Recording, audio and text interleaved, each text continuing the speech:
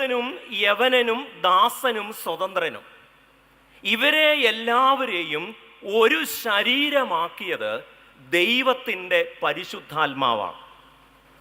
മറ്റൊരു തരത്തിൽ പറഞ്ഞാൽ വിവിധ ഗോത്രങ്ങളായി വിവിധ സമുദായങ്ങളായി നിലനിന്ന മനുഷ്യരെ ഒരു ഗോത്രബോധത്തിൽ നിന്നും ഒരു ഗാത്രബോധത്തിലേക്ക്, from a tribal consciousness to a body consciousness, ഓരോരുത്തരും ഓരോ ഗോത്രങ്ങളാണ്, തുരുത്തുകളാണ് എന്ന് ചിന്തിച്ചിരുന്ന ഇടത്തു നിന്നും അങ്ങനെയല്ല, നമ്മൾ ഓരോ ഗോത്രങ്ങളല്ല, നമ്മൾ ഓരോ ട്രൈബല്ല, നമ്മൾ ഒരു ശരീരമാണ് എന്ന ബോധ്യം ദൈവത്തിൻ്റെ പരിശുദ്ധാത്മാവ് മാമോദീസായിലൂടെ നമുക്ക് സമ്മാനിച്ചിരിക്കുകയാണ്.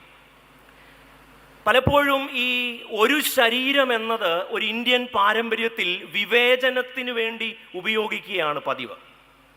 നമുക്കറിയാവുന്നതുപോലെ ചാതുർവർണ്ണ്യം എന്ന സമ്പ്രദായം മനുഷ്യനെ പല വിഭാഗങ്ങളായി തിരിച്ച് തലയിൽ നിന്ന് വന്നവർ ഏറ്റവും ഉന്നതരാണെന്നും തോൾ ഭാഗത്ത് നിന്ന് വന്നവർ അതിനേക്കാൾ താഴെയാണെന്നും അരഭാഗത്ത് നിന്ന് വന്നവർ അതിനേക്കാൾ താഴെയാണെന്നും കാലിൽ നിന്ന് സൃഷ്ടിക്കപ്പെട്ടവർ അധകൃതരും അവർണരുമാണ് എന്ന് ചിന്തിക്കുന്ന ഒരു നാട്ടിലാണ് നാം ഒരു പുതിയ സ്വപ്നം വയ്ക്കുന്നത്. അതെന്താണ്?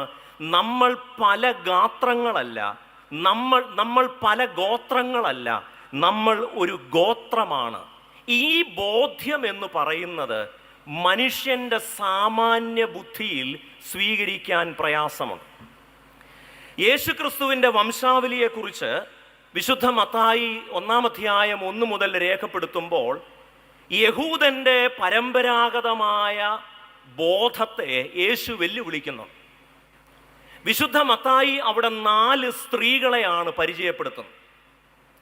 ഈ 4 സ്ത്രീകളും യഹൂദൻ്റെ വംശീയ ബോധമനുസരിച്ച് ഒരിക്കലും അവരുടെ പാരമ്പര്യത്തിൽ ഉൾപ്പെടുന്നയാളല്ല. അത് താമാറായാലും രൂത്തായാലും ബേത്ശേബായാലും ആരായിരുന്നാലും ഇവരൊന്നും രക്തശുദ്ധി കൊണ്ടോ സ്വഭാവശുദ്ധി കൊണ്ടോ വംശശുദ്ധി കൊണ്ടോ ഈ ശരീരത്തിൻ്റെ ഭാഗമാകാൻ യോഗ്യതയുള്ളവരല്ല. അതുകൊണ്ട് യേശുക്രിസ്തുവിൻ്റെ വംശാവലിയിൽ തന്നെ പുതുതായി സൃഷ്ടിക്കപ്പെട്ടിരിക്കുന്ന ഒരു സാമൂഹിക ശരീരം, പല ഗോത്രങ്ങളായി മാറി നിന്ന നമ്മളെ ഒരു ശരീരമാക്കിയത് ദൈവത്തിൻ്റെ പരിശുദ്ധാത്മാവാണ്. അതുകൊണ്ടാണ് നാം ആവർത്തിച്ച് പറയുന്നത്, നാം ഒരേ അപ്പത്തിൻ്റെ അംശികളും ഒരേ പാനപാത്രത്തിൽ നിന്ന് കുടിക്കുന്നവരുമാണ്.